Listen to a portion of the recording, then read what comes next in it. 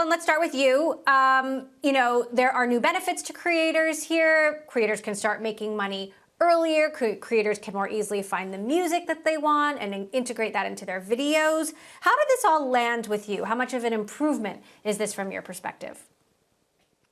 Yeah, I mean, I think it's a huge improvement. For us, there's already an incentive for us as creators that make long form videos to post shorts because we find a lot of distribution, we find a lot of audience. We don't necessarily rely on it for monetization, but now that is something we can focus on. And I think, when I look at this announcement, it's really just about the fact that now there is a light bulb that can go off for a lot of new creators that, they can get paid by the platform and they can start building a career. That said, YouTube is also upping its commission for shorts, taking 55%. I believe that's up from 45%. Samir, what do you make of that? Yeah, I think, the reality of it is that on shorts, there's a little bit more nuance than long form content, especially when it comes to music. Music is a big part of short form content, and YouTube has decided to take on the cost of music on behalf of the creators. So, at a glance, when you look at it, you say, okay, wait a second, this is a flipped version of what we're used to. YouTube typically takes 45%, but, what they're doing is actually allowing creators to use music that they couldn't use before and covering a license fee for that. So in my opinion, when you look at it, the costs they're incurring, I think it makes sense that in this specific instance, it's Swift.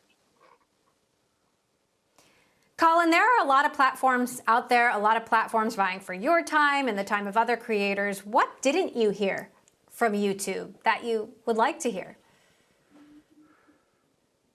I mean, to be honest, I was really excited about the opportunity for revenue sharing on shorts. I do think it's super important that, we are growing businesses here as creators, and we do want to be partnered on a holistic level with the platforms that we're using. I think what will happen as this rolls out is more creators are going to want a lot of transparency about how the payments are doled out because YouTube has always been really transparent. And so I think that's what we're going to see is like a true understanding broken down from the creator side of how we're getting paid. Now, you're both on YouTube and TikTok. As creators, Samir, why don't you take this one? How do they compare and what do you make of the competition between them? So I think there's one fundamental difference between the two platforms that, we've been on YouTube for 10 years. And in those 10 years, we've always been in partnership with the platform.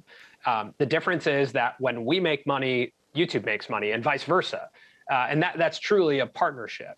When it comes to TikTok, and their fund, it's never really felt like a partnership. It's very unclear how you build a career on TikTok, specifically when it comes to platform payments. Typically, we've seen people build audiences on TikTok and then transition them to YouTube to build their careers.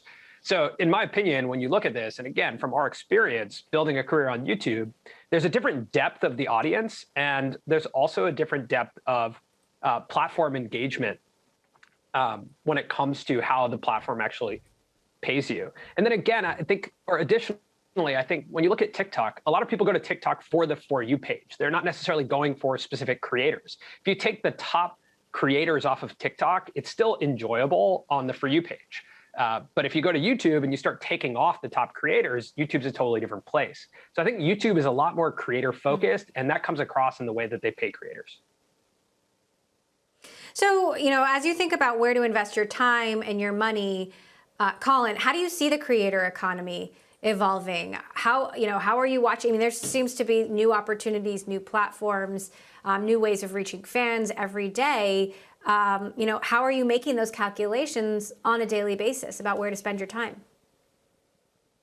Yeah, I mean, I think there's no doubt that the majority of creators, their primary business is advertising based, whether that's being paid by a platform like YouTube or working with brand sponsors. And I think, what's already happening but is going to increase is going to be more direct to consumer, where creators are launching their own brands and their audiences have a loyalty to them and not necessarily some of the legacy brands that we know. You guys also do a podcast series called Creator Support. You answer questions from your audience of creators. What are they most concerned about right now, Samir? Man, Emily, I'm so happy you brought up creator support. That's so great. It's really fun because we get like the pulse of what the problems are for aspiring creators. And what's really important to note is that this is the land of creative entrepreneurship. And a lot of these, young creators are first-time entrepreneurs. So a lot of the questions we get are around like pricing. How do you price yourself? Legal. How do you review contracts? What should I be looking out for? Taxes.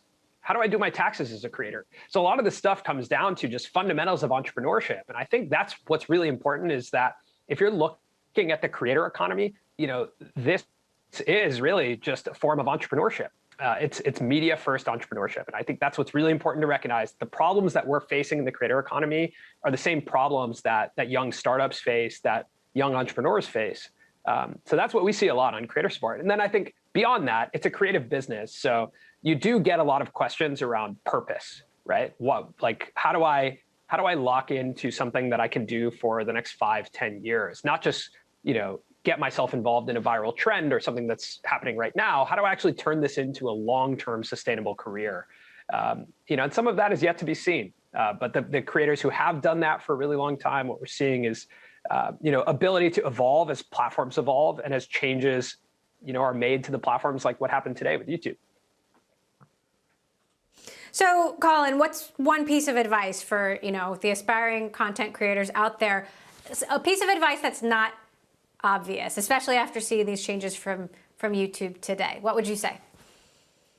Yeah, I mean, obviously, this is a question that we get a lot. And what Samir just brought up there, about purpose, that is actually like what the advice is that I always give is that, if you're going to be a content creator, make sure that you have a true understanding of why you're doing it, who's the audience you want to serve. If you were to take social platforms away, what are the communities that you're existing in real life? Because, it's important that you always have that base level understanding that what you're doing by making media online is actually just like speaking to actual people and providing them some value. So I always encourage new creators, start with your IRL life. What are the communities you're a part of? Who are the people you want to serve?